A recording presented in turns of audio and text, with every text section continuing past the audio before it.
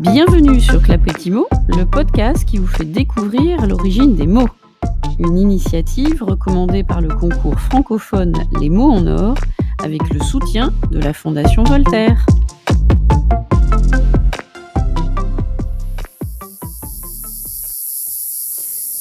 C'est vrai que lorsque l'on entend ces sons, on peut comprendre que l'on rechigne un peu à se mettre ou à se remettre au travail. Qui n'a pas envie de faire une petite pause ? Je rechigne, tu rechignes, on rechigne tous. Je travaille, tu travailles, on travaille tous. Aujourd'hui, ces deux mots sont à l'honneur et vous allez voir comment leur histoire se croise. Commençons déjà par notre verbe rechigner. R-E-C-H-I-G-N-E-R.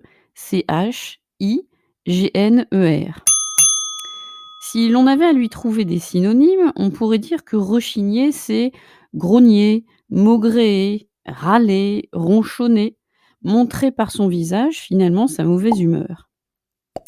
Et si l'on est dans un registre un peu plus familier, on pourrait lui trouver le synonyme rouspéter. Rechigner signifie alors se faire prier pour faire quelque chose, répugner à faire quelque chose. On s'imagine très bien d'ailleurs la grimace que l'on peut faire pour traduire ce sentiment.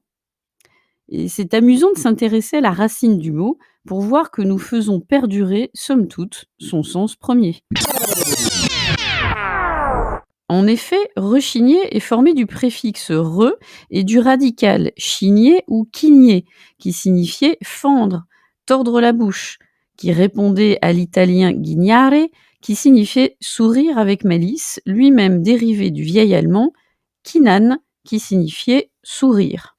De là vient le sens de relever la lèvre, détourné ensuite à celui d'une grimace maussade que l'on a tendance donc à répéter, rechigner. D'ailleurs, c'est amusant de voir que chez Balzac, on retrouve le verbe sous la forme simple chigner dans le roman Splendeur et misère des courtisanes, et dans ce sens-là, Balzac utilise l'expression chigner des yeux, c'est-à-dire pleurer, pleurnicher, et donc faire toujours cette grimace. Alors, les grimaces, on a de cesse aussi d'en faire lorsque l'on pense au mot travail. On rechigne à s'y mettre justement, d'autant plus que la légende raconte que le mot travail viendrait d'un mot latin, tripalium, hérité de tripaliare, signifiant contraindre, et qui désignait un objet de torture qu'utilisaient les Romains. Ce mot serait composé alors d'un préfixe tri, 3, et d'un radical palis, signifiant le pieux, tri palus. Il permettait alors, cet objet, d'immobiliser et de punir les esclaves rebelles.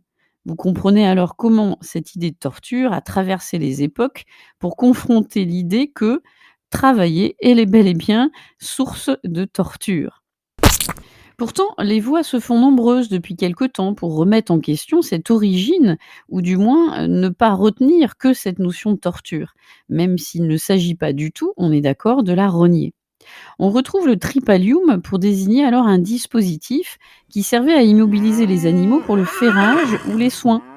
Et si l'on va voir du côté du travail agricole, celui de la terre, on retrouve alors le mot sous la forme et l'usage des tripales, ces fameux tuteurs pour la vigne, 2 pieux verticaux et une barre horizontale pour tenir le tout, tripalium. Ainsi, le mot serait la traduction d'un travail spécifique à la terre, et il serait signe alors de labeur, d'effort, d'œuvre de la terre, avant de n'être retenu que dans les dictionnaires du XXe siècle, en particulier dans les années 1920-1930, comme marque de l'esclavage capitaliste. On voit bien comment l'économie se relie alors à l'histoire. Et ce qui est intéressant, c'est qu'au fil des travaux des linguistes, se dévoile l'idée que notre mot travail pourrait être issu d'un terme latin traps, désignant une poutre principale qui servait de point central de charpente. Bref, le travail serait la garantie de l'équilibre de l'édifice, ce qui n'est pas sans déplaire à ceux qui défendent le mérite du travail. Bon, de toute façon, rechigner à travailler, ça a ses limites. Et puis en même temps, on ne va pas s'évertuer à confronter toutes les nuances du mot travail tout de même. S'évertuer. S'évertuer, bon, ça, c'est encore une autre histoire.